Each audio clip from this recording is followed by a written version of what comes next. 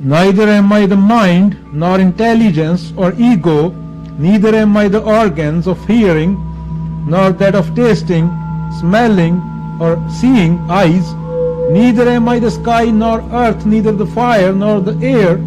I am the Shiva, the supreme auspiciousness of the nature of consciousness bliss. निर्वाण षटकम का पहला ही श्लोक है जो वो नकारता है।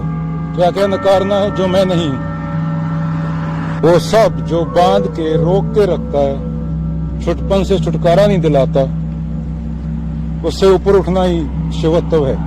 जहां भी कोई व्यक्ति अपनी सीमाओं को चुनौती दे रहा है, अपनी वृत्तियों को, अपनी टेंडेंसीज को चुनौती दे रहा है, वहां ही शिवत्व है। काम, क्रोध, लोभ, मोह हर एक के अंदर होते हैं ना, मात्रा समान नहीं होती, डिफरेंट रहती है। प्राकृतिक टेंडेंसीज को चुनौती दे रहा है जहां आदमी, उसी को शिवत्व कहा गया है। मनो, बुद्धि, चित्त, अहंकार, ये अंदर अनुभव होते हैं ना, अंदर एक्सपीरियंस होते हैं। तो बोला गया जो भी आपके अंदर एक्सपीरियंस होता है उसको ज्यादा वैल्यू नहीं देनी है, उसको ज्यादा महत्व नहीं देना, उसको ज्यादा इंपॉर्टेंस नहीं देनी है। तो महत्व, इंपॉर्टेंस किसको देनी है? इनको हटाने के बाद, मनोबुद्धि, चित्त, अहंकार को हटाने के बाद अंदर एक शुद्धता बचती है या बचनी चाहिए, बचती है या बचनी चाहिए, उसको इंपॉर्टेंस देनी है। उस शुद्धता से जो बचनी चाहिए या बचती है उसके प्रति प्रेम रहे,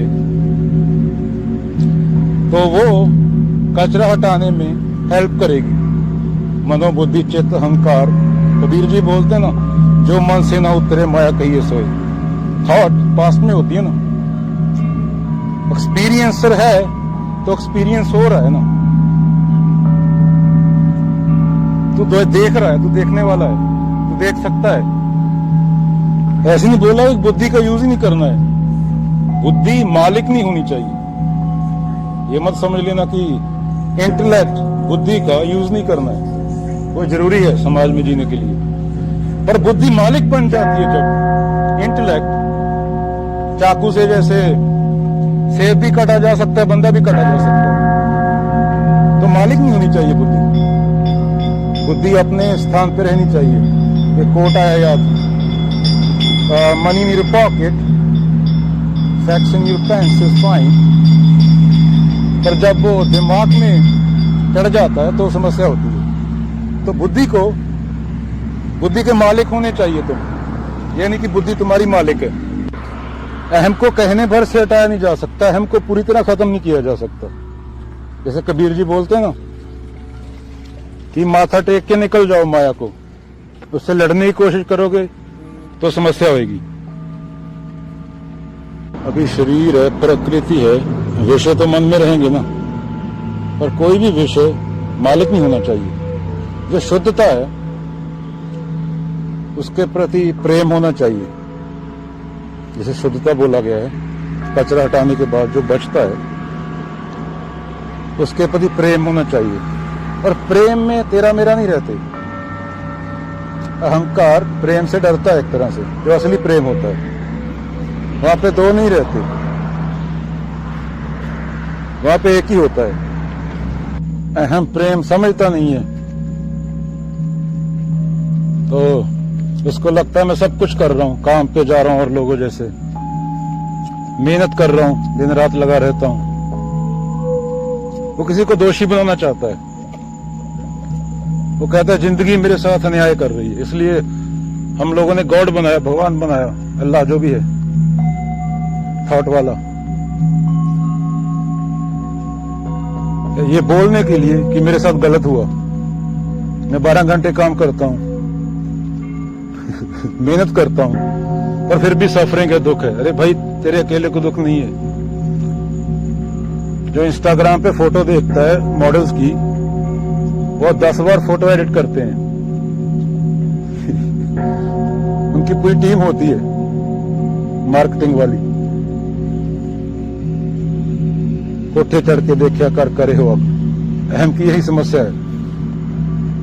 अन्याय हुआ मेरे साथ, मैंने काम अच्छा किया, तो अहम सत्य से भागता है, मजबूरी बताता है, कोई चीज ढूंढता है जहां पे वो दोष मढ़ सके अपनी सफरिंग का। और पूरी दुनिया की यही हालत है, एक की नहीं 8 के 8 बिलियन की। अगर कोई बोलता है कि उसके साथ ये नहीं हो रहा है, ये नहीं कि दारू पी के 2 घंटे नाच रहा है, वो पार्टी की फोटो डाल दी, मैं अंदर की बात कर रहा हूँ, वो तो फिर बुद्ध है, वो जब बाबा नानक है। तो मुझे तो कोई दिखता नहीं उस लेवल का बंदा, उस लेवल का बंदा छुपा रह नहीं सकता, वो सामने आएगा, है कोई तो। अगर तो जितने भी बंदे आज हैं दुनिया पे, उनमें से मुझे तो कोई दिखता नहीं उस लेवल का बंदा। तो आदमी को पता होना चाहिए खुद से, नहीं तो सफरिंग है ना, इसको करना क्या है।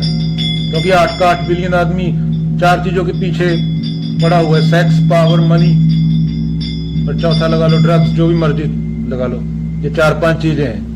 और 8 का 8 बिलियन बंदा अलग है। तो किससे चल रहा है? मन, बुद्धि, चित्त, अहंकार, इन 4 चीजों से चल रहा है बंदा। वो शुद्धता से नहीं चलता। बुद्ध ने बोला लाइफ सफरिंग है, इसलिए सफरिंग है, क्योंकि वो शुद्धता, वो प्रेम से डिसीजन नहीं आते, मशीन की तरह चलता है बंदा। वो शुद्धता से पहले डिसीजन आना चाहिए, जहां कर्ता भाव नहीं है, जहां मैं नहीं है, जहां मन की शुद्ध स्थिति है, वहां से फैसला निकलेगा। तो वहां पे 2 रास्ते नहीं होते। ऐसे नहीं कि मेरे को जॉब दे दी उसने 1 रुपया ज्यादा दे दिया, उसके पास चला गया, वहां से मुझे 5,000 मिल रहा है, वहां से 10 मिल रहा है, यहां पे चला गया। ऐसी फूहड़ा, ऐसी 2 कौड़ी की बातों के लिए बंदा उलझता ही नहीं। जब शुद्धता से फैसला होता है तो फैसला भी ऊंचा होता है, ऊंचाई वाला। यह स्वामी विवेकानंद का था। तो एक ही लाइन दिखती है शुद्धता से फैसला, दूसरी लाइन दिखती है, दूसरा सब कचरा हो जाता है।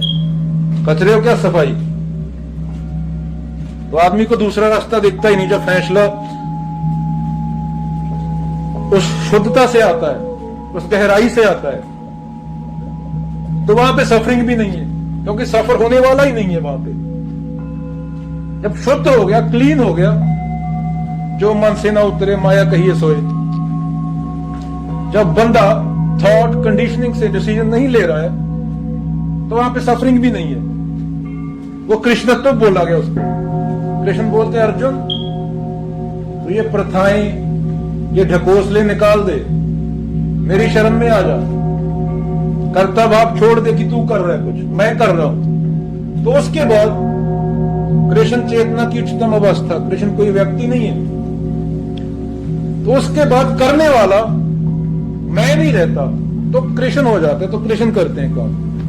नर नारायण बोला गया ना कृष्ण और अर्जुन को, नर से नारायण तक की यात्रा। तो जब महाभारत का युद्ध हो रहा है, गीता सुनने के बाद अर्जुन की चेतना ऊपर उठ गई, तो वो युद्ध अर्जुन नहीं कर रहा उस टाइम पे, क्योंकि अर्जुन है ही नहीं, वो कर कृष्ण रहे हैं। और जब कृष्ण करेंगे, चेतना की उच्चतम अवस्था करेगी कर्म, तो वो कर्म गलत हो ही नहीं सकता। ऐसे नहीं कि 10 बंदों को खाना खिला दिया, इंस्टाग्राम पे फोटो डाल दी और मिलियन लाइक आ गए। वो फोटो डालने वाला है कौन? अगर वो बंता सिंह है फोटो डालने वाला, तो कर्म गलत है। वो 10 बंदों को चाहे वो को खाना भी खिला रहा है। हाँ, अगर वो फोटो डाल रहा है और कर्ता भाव नहीं है, वो कर्म कृष्ण कर रहे हैं, बंता सिंह नहीं कर रहा, शुद्धता से आ रहे मन की, ऐसे गुरु अर्जन देव जी ने बोला है, तो वो काम गलत नहीं, चाहे फोटो डाले चाहे ना डाले। फोटो डालने की समस्या नहीं है, कर कौन रहा है कर्म, उसकी समस्या है। चलो।